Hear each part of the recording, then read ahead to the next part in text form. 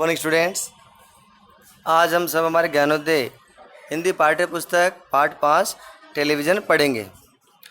प्रस्तुत पाठ में टेलीविज़न का हमारे समाज में क्या योगदान रहा, इसका आविष्कार कब किया गया, भारत में इसकी शुरुआत कहाँ से हुई या किसके द्वारा की गई, इन्हीं सब बातों का अध्ययन हम इसमें करेंगे। साथ ही टेलीविज़न के द्वारा हमारे समाज में जागृति प्रदान की गई, कुछ उद्देश्यों को लेकर टेलीविज़न का आविष्कार किया गया था, उन सभी उद्देश्यों की पूर्ति इसके माध्यम से की गई, उन सब बातों का अध्ययन हम यहाँ पर करेंगे। ठीक है, तो सबसे पहले आज टेलीविज़न जनसंचार का सर्वाधिक लोकप्रिय और ताकतवर माध्यम है। कहने का तात्पर्य है वर्तमान समय में अगर लोगों से हमें कनेक्ट होना है तो उसका सबसे अच्छा साधन है टेलीविज़न।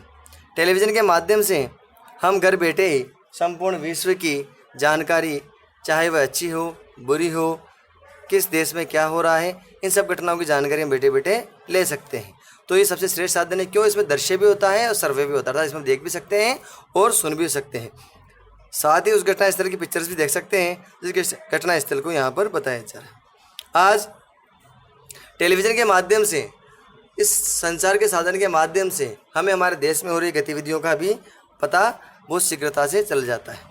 शब्द और ध्वनियों के साथ साथ जब दृश्य मिल जाते हैं तो इसकी ताकत और ज़्यादा बढ़ जाती है, तो इसकी विश्वसनीयता भी कई गुना बढ़ जाती है। पश्चिम देशों में रेडियो के विकास के साथ ही टेलीविज़न पर भी प्रयोग शुरू हो गए थे।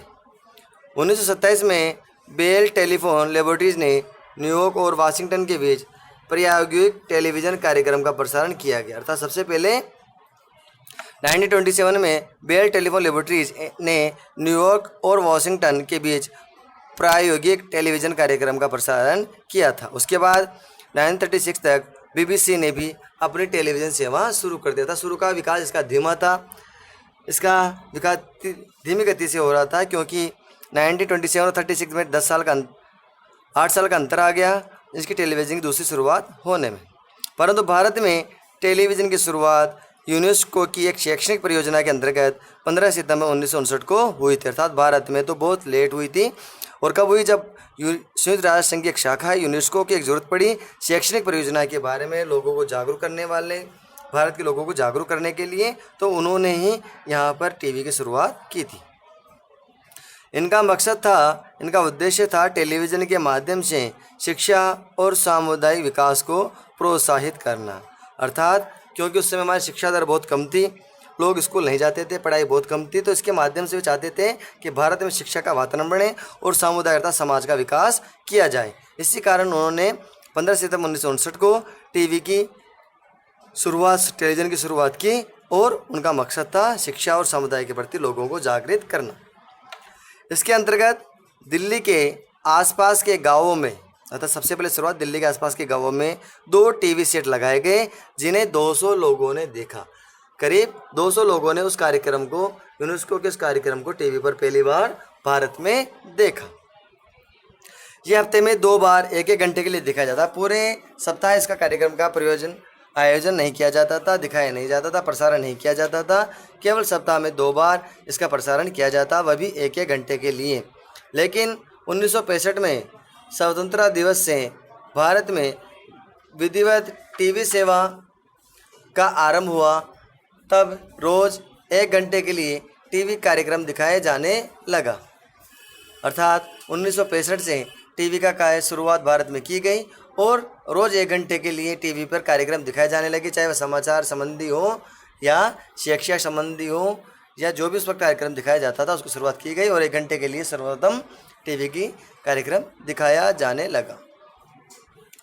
1975 तक दिल्ली, मुंबई, श्रीनगर, अमृतसर, कोलकाता, मद्रास और लखनऊ में टीवी सेंटर खुल गया था। सबसे पहले बड़े शहरों को जोड़ा गया, क्योंकि बड़े शहरों तक लाइट थी और जहाँ लाइट थी वहाँ पर टीवी की पहुँच भी होने लगी, क्योंकि ग्रामीण क्षेत्रों में लेके जाते तो बहुत ज़्यादा टाइम लग जाता, बहुत ज़्यादा समय लग जाता। इसलिए सबसे पहले भारत में उन नगरों को चुना गया जो शुरू से विकसित थे और जहाँ पर लाइट वगैरह की सुविधा थी, क्योंकि टीवी चलाने के लिए, टेलीविज़न चलाने के लिए उस वक्त लाइट की ज़रूरत होती थी और जिन शहरों में लाइट थी वहाँ पर इसकी शुरुआत की गई।